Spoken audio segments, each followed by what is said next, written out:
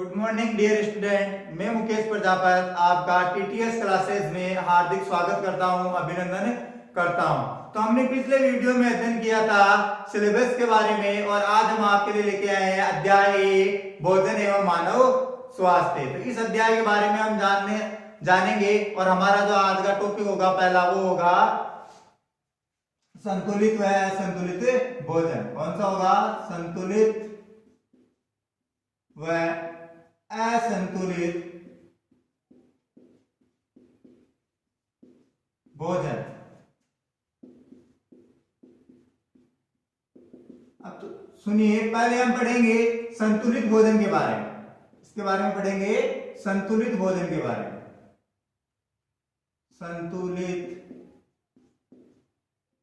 भोजन। तो देखिए कि हमें खाने में कौन सा भोजन करना चाहिए और कौन सा नहीं करना चाहिए, कौन सा भोजन हमारे लिए लाभदायक होगा और कौन सा भोजन हमारे लिए हानिकारक होगा, यानी कि जो स्वास्थ्य पर लाभ पहुंचाएगा या हानि, तो हमें उस भोजन का चयन करना चाहिए। ठीक है, तो हमें संतुलित भोजन का ही चयन करना चाहिए। तो संतुलित भोजन वह भोजन होता है जिसमें सभी प्रकार के पौष्टिक तत्व जो होते हैं वो क्या होते हैं? उपस्थित होते हैं। अब पौष्टिक तत्व जैसे मैं कहूं कि वसा हो गई, विटामिन हो गया, प्रोटीन हो गया, ठीक है ना, जल हो गया, खनिज लवण हो गया, ये सभी क्या है? पौष्टिक तत्व है, या हम कहिए कि पोषक तत्व है। तो इन सब की उपस्थिति उस भोजन को क्या बनाती है? संतुलित भोजन। और इन सब की अनुपस्थिति जब होती है तो वो भोजन क्या कहलाता है? असंतुलित भोजन कहलाता है। तो देखिए, संतुलित भोजन वह भोजन जिसमें सभी प्रकार के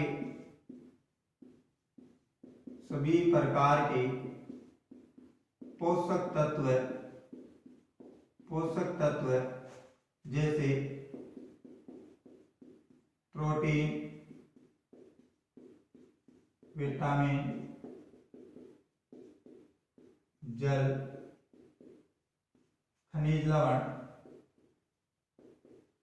खनिज लवण आदि उपस्थित हो तो उसे संतुलित भोजन कहते हैं। संतुलित भोजन कहते हैं। अब देखिए असंतुलित भोजन ठीक इसके विपरीत होगा असंतुलित भोजन।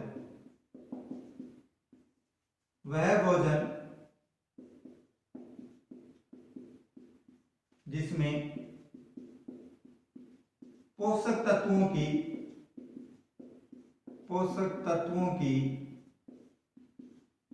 अनुपस्थिति होती है।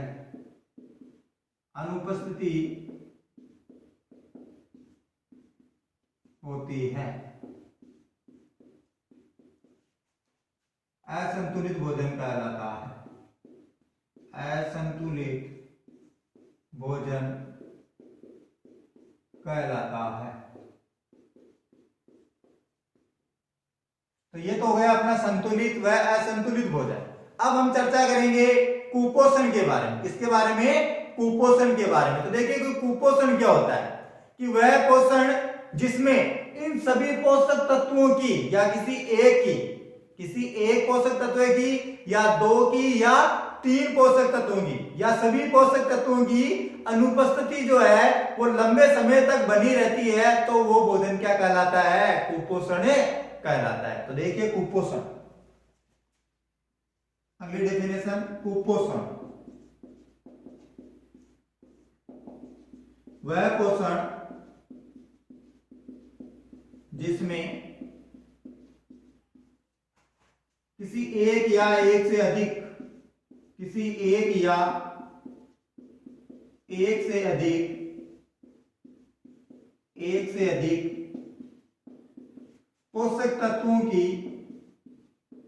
पोषक तत्वों की कमी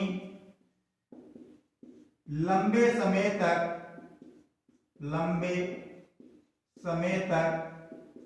बनी रहे तो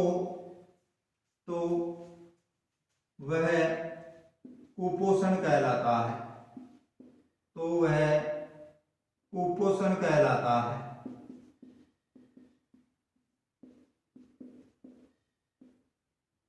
कुपोषण कहलाता है। ये हो गया कुपोषण। हमारे अध्याय में 3 प्रकार के कुपोषण दिए गए हैं। पहला है अपना विटामिन कुपोषण, दूसरा है प्रोटीन कुपोषण और तीसरा जो है वो है खनिज कुपोषण।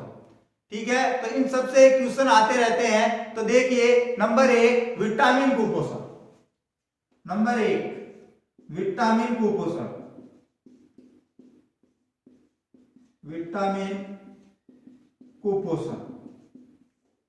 तो देखिए विटामिन कुपोषण में क्या होता है कि जो हम भोजन करते हैं उस भोजन का एक प्रमुख भाग होते हैं विटामिन, और इनकी उपस्थिति जो होती है वो सूक्ष्म रूप में होती है। किस रूप में होती है? सूक्ष्म रूप में होती है, यानी कि भोजन का सूक्ष्म भाग होते हैं, लेकिन कार्य की दृष्टि से ये क्या होते हैं? अत्यंत महत्वपूर्ण होते हैं। तो देखिए मैं आपके सामने प्रमुख विटामिन और उन विटामिनों की कमी से होने वाले रोग और उनके लक्षण बताने जा रहा हूं। तो आप इन सबको उतारिए, ठीक है, या आप इनका स्क्रीनशॉट ले लीजिए।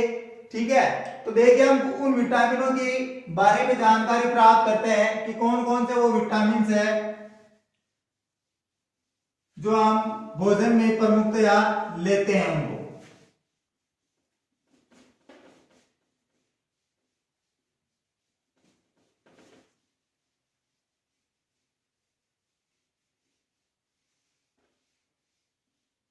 नंबर 1 देखो विटामिन का नाम, सारणी बनाते रहिएगा साथ साथ में। विटामिन का नाम, कमी से रोग कि कौन कौन से रोग हो सकते हैं, ठीक है, और लक्षण कि कौन कौन से उन रोगों के लक्षण है। तो नंबर 1 क्रमांक संख्या 1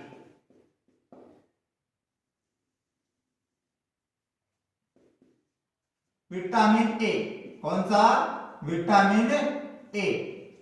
रोग होता है इसकी कमी से रतौंधी। कौन सा होता है? रतौंधी।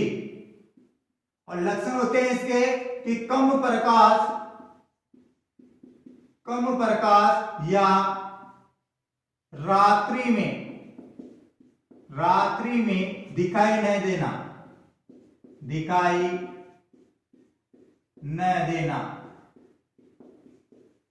ठीक है, नंबर 2 ये तो हो गया नंबर 1। ठीक है, नंबर 2 है थायमीन। कौन सा है? Thymine B1। क्या कहते हैं इसको? Thymine B1।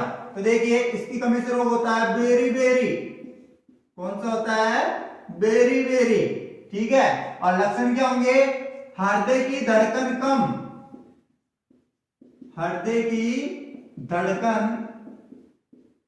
कम।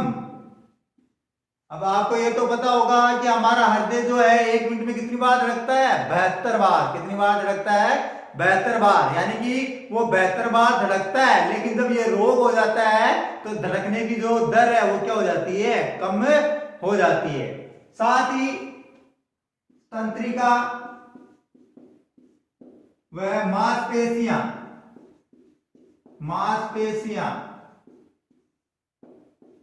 कमजोर हो जाती है। क्या हो जाती है? कमजोर। ठीक है, अब देखिए तीसरा विटामिन। तो तीसरे विटामिन के बारे में हम जब चर्चा करते हैं तो वो आता है राइबोफ्लेविन। कौन सा आता है? राइबोफ्लेविन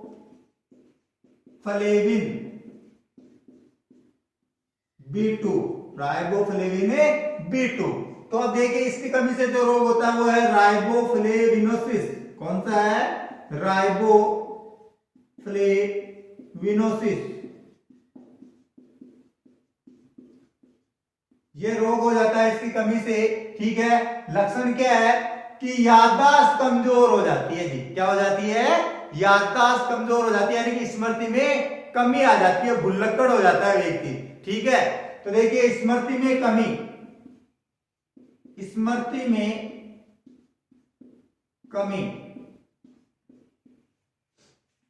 मुख के किनारे, मुख के किनारे वह होठों का फटना, वह होठों का फटना, यानी जब ये रोग हो जाता है तो मुख के किनारे और होठ भी जो होते हैं वो क्या हो जाते हैं? फटने लगते हैं। ठीक है, नंबर अगला विटामिन नियासिन। कौन सा विटामिन है? नियासिन। साहब इसकी कमी से जो रोग होता है वो कौन सा होता है? पेलेग्रा। कौन सा रोग होता है? पेलेग्रा। पेलेग्रा रोग इसकी कमी से हो जाता है। और इसके जो लक्षण है वो क्या है कि जो हमारी जीभ है और जो हमारी त्वचा है इसके ऊपर क्या जमने लगती है? पपड़ियां पड़ने लगती है। क्या पड़ने लग जाती है? पपड़ियां, यानी कि जीभ व त्वचा पर पपड़ियां पड़ना, जीभ व त्वचा पर पपड़ियां पड़ना। ठीक है, फिर देखिए अगला विटामिन, अगला विटामिन अपना एस्कॉर्बिक अम्ल। कौन सा है? एस्कॉर्बिक अम्ल सी। कौन सा है जी? एस्कॉर्बिक अम्ल सी। ठीक है, तो अब देखिए इसकी कमी से रोग होता है स्कर्वी। कौन सा रोग होता है जी? स्कर्वी रोग होता है। कौन सा रोग होता है? स्कर्वी रोग होता है। और लक्षण जो है वो क्या होंगे इसके कि मसूड़ों से खून आना, मसूड़ों से क्या आना? खून आना, और त्वचा के ऊपर क्या बनना? चकते बनना। चकते का मतलब कि धब्बे से बन जाना। ठीक है, तो क्या हो जाएगा? मसूड़ों से खून आना, मसूड़ों से खून आना तथा त्वचा पर चकते बनना, चकते बनना यानी कि धब्बे से हो जाना। ठीक है, फिर देखिए अंतिम विटामिन अपना, वो विटामिन है अपना कैल्सिफिरोल। कौन सा है? कैल्सिफिरोल डी। क्या बोलते हैं इसको? कैल्सिफिरोल डी बोलते हैं। ठीक है, तो इसकी कमी से जो रोग होता है वो कौन सा होता है? रिकेट्स। कौन सा होता है? रिकेट्स रोग इसकी कमी से होता है। और लक्षण देखिए इसके क्या है कि पैरों की हड्डियां, पैरों की हड्डियां मुड़ जाती है, पैरों की हड्डियां मुड़ जाती है तथा घुटने जो होते हैं वो क्या हो जाते हैं? पास पास आ जाते हैं। घुटने पास पास आ जाते हैं, आ जाते हैं। तो ये तो सभी हो गए अपने विटामिन्स। ठीक है, तो मैं आपको फिर से रिवाइज करवा देता हूं कि विटामिन ए की कमी से कौन सा रोग होता है? रतौंधी रोग। कौन सा रोग होता है जी? रतौंधी रोग। और लक्षण क्या है? कम प्रकाश या रात्रि में दिखाई नहीं देना। थायमिन B1 की कमी से कौन सा रोग हो जाता है? बेरी रोग हो जाता है। लक्षण क्या है? हृदय की धड़कन कम, तंत्रिका व मांसपेशियां क्या हो जाती है? कमजोर। ठीक है, तीसरा कौन सा था अपना? Riboflavin B2। ठीक है, उसकी कमी से रोग कौन सा होता है? राइबोफ्लेविनोसिस। क्या लक्षण है? स्मृति में कमी, मुख के किनारे और होठों का फटना। नंबर 4 कौन सा था? नियासिन, और उसकी कमी से रोग कौन सा था अपना? पेलेग्रा। ठीक है, तो जीभ और त्वचा पर क्या पड़ जाती है? पपड़ियां पड़ जाती है। नंबर 5 कौन सा था? एस्कॉर्बिक अम्ल सी, जिसकी कमी से रोग कौन सा होता है? स्कर्वी। और लक्षण क्या है? मसूड़ों से खून आना तथा त्वचा पर क्या बनना? चकते बनना।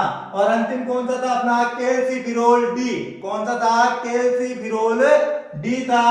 और रोग कौन सा होता है, उससे रिकेट्स रोग होता है और पैरों की हड्डियां मुड़ जाती है तथा घुटने जो होते हैं वो क्या हो जाते हैं, पास पास आ जाते हैं। तो आज की क्लास में इतना ही। अगली वीडियो के अंदर हम एक नए टॉपिक के साथ मिलेंगे और वो हमारा टॉपिक होगा प्रोटीन कुपोषण। कौन सा होगा, प्रोटीन कुपोषण। धन्यवाद।